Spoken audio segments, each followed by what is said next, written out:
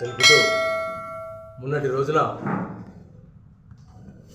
గౌరవ బీసీ ముఖ్యమంత్రి మరియు రవాణా శాఖ మంత్రి అయినటువంటి పొన్నం ప్రభాకర్ గారిపై విమర్శలు గుప్పిస్తూ చేసినటువంటి విమర్శలు వారి విజ్ఞతకే వదిలేస్తున్నాము. వారు ఇక్కడికి వచ్చి సమస్యల పరిష్కారం నిమిత్తమే వచ్చి మాట్లాడడం జరిగింది. ఎవరో స్పందిస్తే వారి స్పందనపై ఆగమేఘాల మీద వచ్చి ఉండడం సరైనటువంటి విషయం కాదు. ఎవరో చెప్తేనే రావాల్సినంత పని ప్రస్తుతానికి అటువంటి పరిస్థితులు ఏం లేవు.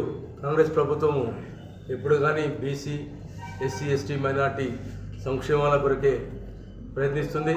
అలాగే ఇక్కడి యొక్క పద్మశాలీల యొక్క సమస్యలపై వారి యొక్క ఉన్న కష్టాల గురించి అందరినీ సమన్వయపరిచి కూర్చొని మాట్లాడి మీ సమస్యలు ఏమిటి, ఎలా అయితే మనకు 365 రోజులు వస్త్ర పరిశ్రమ బాగుపడుతుంది నడుస్తుంది అనే ఉద్దేశంతో వారు ఇక్కడ మీటింగ్ పెట్టి తర్వాత అక్కడి నుంచి వ్యాపార సంఘానికి పోయి వారందరితో జేసీ మిత్రులతో కూర్చొని మాట్లాడడం జరిగింది.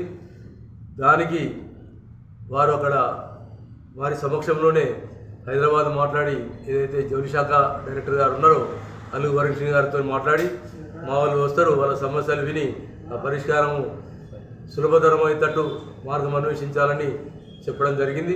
దాని కొరకు మా జేఏసీ మిత్రులు కూడా హైదరాబాద్ పోవడం జరిగింది. అంతేగాని ఎవరి ఒత్తిళ్లకు ఎవరి విమర్శలకు తావిచ్చేటువంటి వ్యక్తిత్వం మంత్రివర్యులది కాదు. కాబట్టి ఇకపై వారి విమర్శలు మానుకోవాలని తెలియజేస్తున్నటువంటి వ్యాఖ్యలు సరైనవి కావు. పొన్నం ప్రభాకర్ గారి మీద సమస్య పరిష్కారం కోసం కృషి చేస్తున్నటువంటి పొన్నం ప్రభాకర్ గారి మీద మాట్లాడడం ఆయన తగింది కాదు. ఈ యొక్క వస్త్ర పరిశ్రమను ఈ సమస్య ఇట్లాగే ఉండాలి అనేటువంటి అనుకుంటున్నట్టు ఉద్దేశంగా ఉంటుంది. దయచేసి మరొకసారి ఈ సమస్యల వస్త్ర పరిశ్రమ ఈ విధంగా కావడానికి గత ప్రభుత్వం అసలు వారు దీని గురించి మాట్లాడవలసిన అవసరం కూడా లేదు.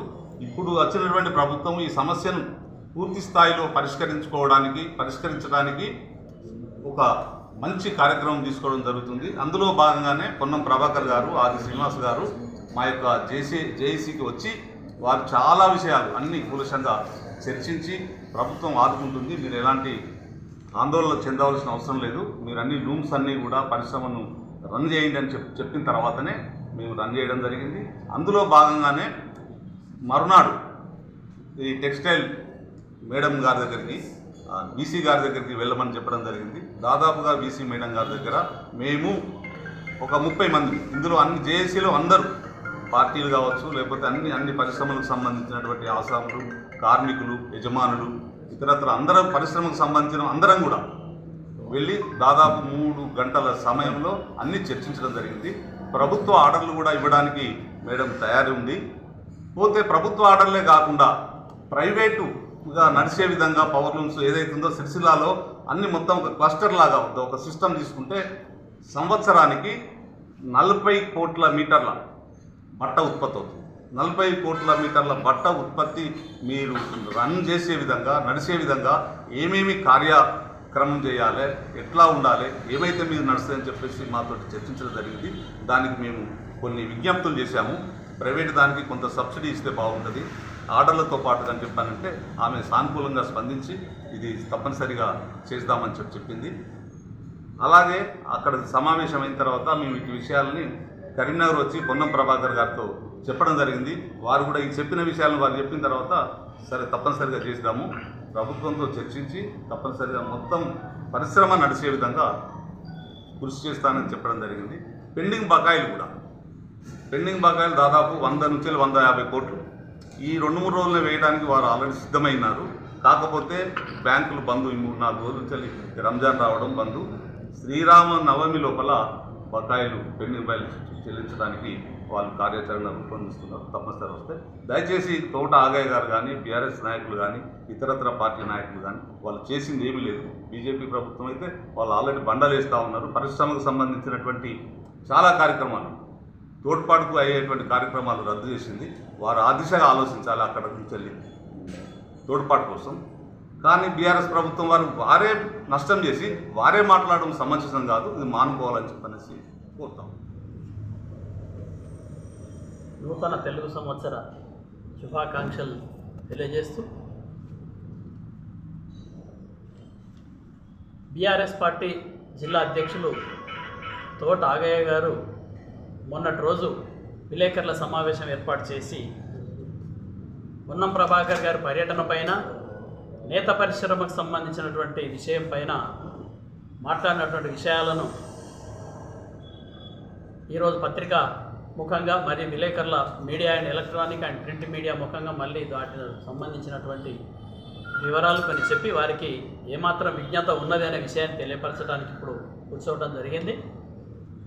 మొట్టమొదటగా ఆగయ్య గారు ఏమన్నారంటే కంటి తుడుపు చర్యగా వస్తున్నారు, తర్వాత ఏదో ఆషామాషిగా వచ్చిపోతున్నారు, సమస్య పరిష్కరించే చిత్తశుద్ధి లేదు, తర్వాత దీనికి ముఖ్యమంత్రి గారే రావాలి, ముఖ్యమంత్రి గారు స్పందించాలి, కన్సర్న్ మినిస్టర్ స్పందించాలి, లేకుంటే ఇన్ఛార్జ్ మినిస్టర్ స్పందించాలి, పొన్నం ప్రభాకర్ గారు ఏ స్థాయిలో ఇక్కడికి వచ్చి మాట్లాడతారనే మాట్లాడుతాడు.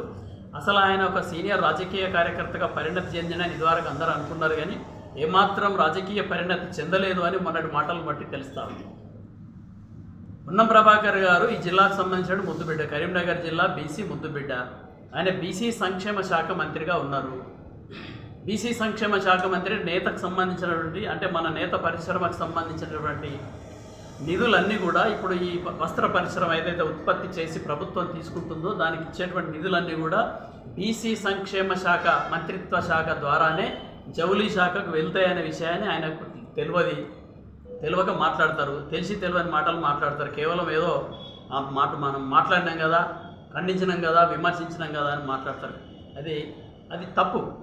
పొన్నం ప్రభాకర్ గారు మంత్రివర్గంలో కీలక భూమిక పోషిస్తూ గౌరవ ముఖ్యమంత్రి గారు ప్రభుత్వం ఏర్పడ్డ తర్వాతనే వెంటనే ఈ యొక్క పద్మశాలి రాష్ట్ర వ్యాప్తంగా ఉన్నటువంటి నేత పరిశ్రమ మీద ప్రత్యేకమైనటువంటి దృష్టి పెట్టి ఎందుకంటే వ్యవసాయం తర్వాత నేత పరిశ్రమ కాబట్టి నేత పరిశ్రమకు 365 రోజులు పని కల్పించాలి, వస్త్ర పరిశ్రమను ఆదుకోవాలనేటువంటి సంకల్పంతో అనేక మార్లు అధికారులు మంత్రివర్గ సహచర సభ్యులతోని గౌరవ ఫైనాన్స్ మినిస్టర్ ఉప ముఖ్యమంత్రి గారితో అనేక మార్లు చర్చలు జరిపి ఒక కొలిక్కి తీసుకొచ్చేటువంటి సందర్భంలో తర్వాత పెండింగ్ బిల్లులు ఏదైతే గత రాష్ట్ర ప్రభుత్వం చేసినటువంటి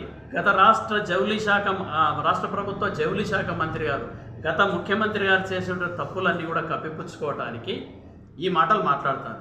ఎందుకంటే పోలింగ్ కంటే 15 రోజుల ముందే ఒక 17,000 కోట్ల రూపాయల బిల్లులు ఇతర ప్రాజెక్టులకు మళ్లించడం జరిగింది, అంటే బిల్స్ పేమెంట్ చేసింది.